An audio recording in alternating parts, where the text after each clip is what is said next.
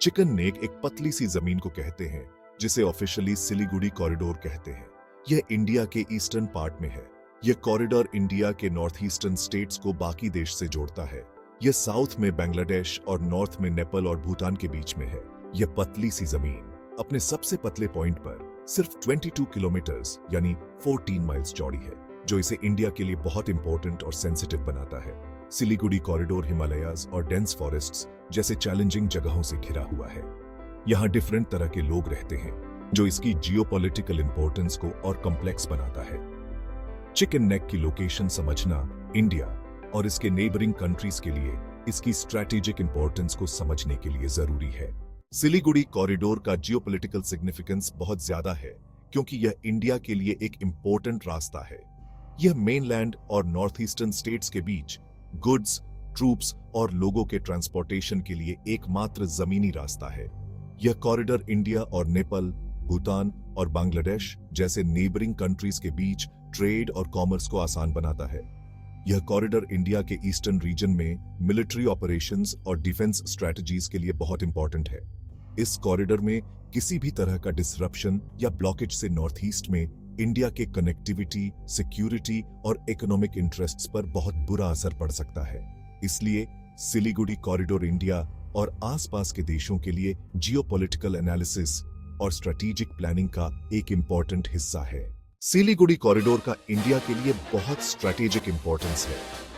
यह मेनलैंड और north eastern states के बीच एक इंपॉर्टेंट लिंक का काम करता है और ट्रूप्स और मिलिट्री इक्विपमेंट की मूवमेंट को आसान बनाता है।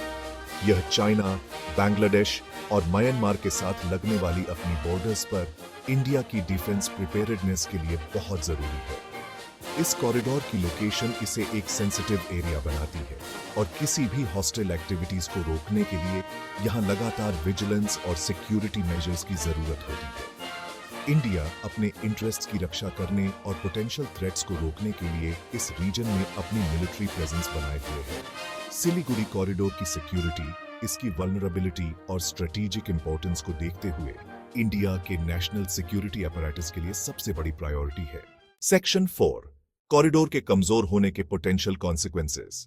अगर सिलीगुड़ी कॉरिडोर कमजोर हो जाता है तो इसके परिणाम इंडिया के लिए बहुत दूरगामी और बहुत बुरे हो सकते हैं। सबसे पहला और तुरंत असर यह होगा कि इंडिया के नॉर्थ ईस्टर्न स्टेट्स देश के बाकी हिस्सों से कट जाएंगे। इससे फूड, मेडिसिन और फ्यूल जैसी जरूरी चीजों की सप्लाई चेन बाधित होगी, जिससे ह्यूमैनिटेरियन क्राइसिस और इकोनॉमिक हार्डशिप का सामना करना पड़ेगा। इसके अलावा कमजोर कॉरिडोर की वजह से एक्सटर्नल अग्रेशन से अपने नॉर्थ ईस्टर्न स्टेट्स की रक्षा करने की इंडिया की क्षमता भी बहुत कम हो जाएगी। यह इस रीजन में काम कर रहे इंसर्जेंट ग्रुप्स को भी बढ़ावा दे सकता है, जिससे यह एरिया और ज्यादा अनस्टेबल हो जाएगा। ये सारे पोटेंशियल कॉन्सिक्वेंसेस यह दर्शाते हैं कि इंडिया की नेशनल सिक्योरिटी, टेरिटोरियल इंटेग्रिटी और ओवरऑल वेलबीइंग के लिए सिलीगुड़ी कॉरिडोर की सिक्योरिटी और उसकी रक्षा करना कितना जरूरी है। सेक्शन 5, रीजनल स्टेबिलिटी के लिए सिलीगुड़ी कॉरिडोर का महत्व। सिलीगुड़ी कॉरिडोर सिर्फ इंडिया के लिए ही नहीं बल्कि रीजनल स्टेबिलिटी को बनाए रखने में भी बहुत महत्वपूर्ण भूमिका निभाता है। यह साउथ एशिया और साउथ ईस्ट एशिया के बीच एक ब्रिज का काम करता है, जो ट्रेड और कल्चरल एक्सचेंज को बढ़ावा देता है। इस रीजन में इकोनॉमिक कोऑपरेशन और डेवलपमेंट को बढ़ावा देने के लिए इस कॉरिडोर का स्टेबल होना बहुत जरूरी है।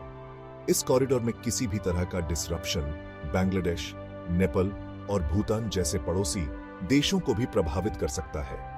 इसलिए सिलीगुड़ी कॉरिडोर की सिक्योरिटी और स्टेबिलिटी सुनिश्चित करना इस रीजन के सभी देशों की साझा जिम्मेदारी है।